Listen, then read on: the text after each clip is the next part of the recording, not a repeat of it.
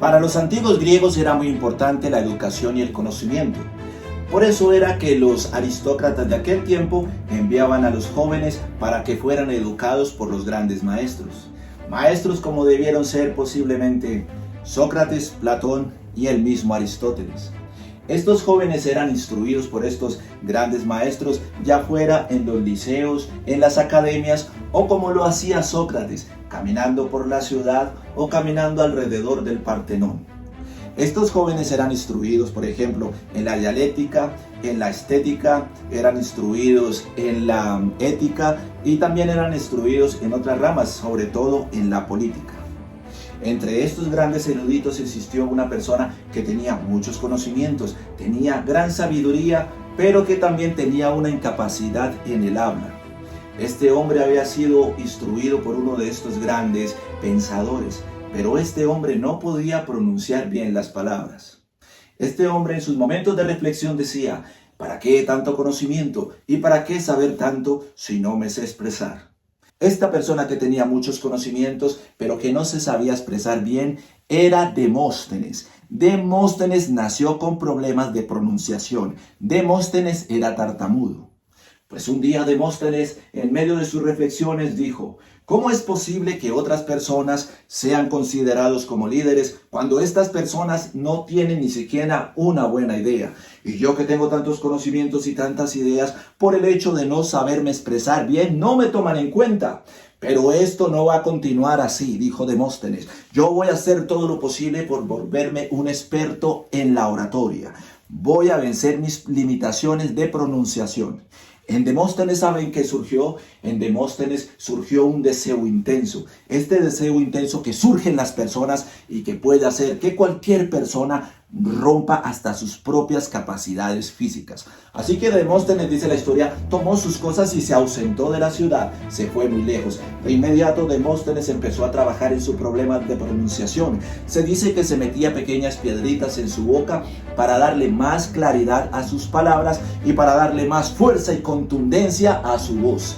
Demóstenes estaba allí desde que salía hasta que se ocultaba el sol. Demóstenes entrenaba noche y día, constantemente. Su lenguaje corporal también lo ensayaba mirando su sombra bajo la luz del sol o mirando su reflejo en las aguas del mar. Demóstenes estaba todo el tiempo allí. Él lo entrenaba solamente de lunes a viernes porque sábado y domingos para la rumba. Pues no, queridos amigos, en Demóstenes había surgido un deseo intenso. Y en el momento en el que en usted surja un deseo intenso, no hay nada que lo vaya a detener a usted. Bien, queridos amigos del canal, y pues para argumentar un poco más esta idea les voy a hacer otra historia. Y la historia también nos lleva a la antigua Grecia. Se dice que una vez el maestro Sócrates se encontraba caminando con uno de sus alumnos cerca del mar. Mientras iban caminando, el alumno le dijo: maestro, yo quiero tener todos tus conocimientos, quiero tener tu sabiduría, ¿qué debo hacer? El maestro lo miró y le dijo: pues lo que tienes que hacer es que debes estudiar y debes conocer todo lo que puedas. El joven le dijo de inmediato: maestro, pero si yo estudio todo el tiempo y estoy aprendiendo todo el tiempo, pero aún no tengo su sabiduría, ¿qué debo hacer entonces? Sócrates se quedó mirándolo y le dijo: entonces lo que necesitas es que en ti surja un deseo intenso por el conocimiento. El joven de inmediato le refutó y le dijo: maestro, pero si yo tengo deseos intensos, yo quiero ser tan sabio como usted. O dígame usted, deme un ejemplo que yo pueda entender qué es tener un deseo intenso. Bien, aquí vamos a hacer una pausa, hagamos unas comillas y recordemos que Sócrates en su juventud había sido un guerrero. Él había estado en la guerra del Peloponeso. Él había asistido a la guerra del Peloponeso. Sócrates de joven fue guerrero, él fue un soldado, fue militar. Posiblemente en aquel tiempo Sócrates todavía era joven y era una persona vital. Así que Sócrates, muy inteligente, lo que quiso hacer para que este joven entendiera fue lo siguiente. Sócrates tomó al alumno desprevenido y le hizo una llave de guerra y hundió su cabeza en las aguas del mar y lo sostuvo con mucha fuerza. El joven, cuando perdió su respiración, de inmediato se agitó y empezó a pelear, pero el maestro lo sostenía con fuerza y no le permitía salir a respirar. Allí lo sostenía con fuerza. El joven luchaba, pero Sócrates no lo soltaba. Cuando Sócrates pensó o dijo, ya estuvo bien, lo soltó. El joven de inmediato sale muy agitado, muy asustado, respirando fuertemente y mirando al maestro. Cuando pudo recuperar el aliento, Sócrates se le acercó y le dijo, dime, ¿qué es lo que más deseabas en el momento en el que hundí tu cabeza en las aguas del mar? El joven lo miró y le dijo, pues lo que más deseaba era el oxígeno. Deseaba más que nada en esta vida poder respirar. El maestro le dijo, pues en el momento en el que sientas esa misma necesidad y esa pasión por el conocimiento, serás un hombre sabio como yo. Bien amigos, y entonces la historia cuenta que tiempo después regresó Demóstenes a la ciudad. Cuando los ciudadanos lo vieron le dijeron, oh Demóstenes, ¿dónde has estado? Tiempo sin verte. Ven, te cedemos la palabra, queremos escucharte.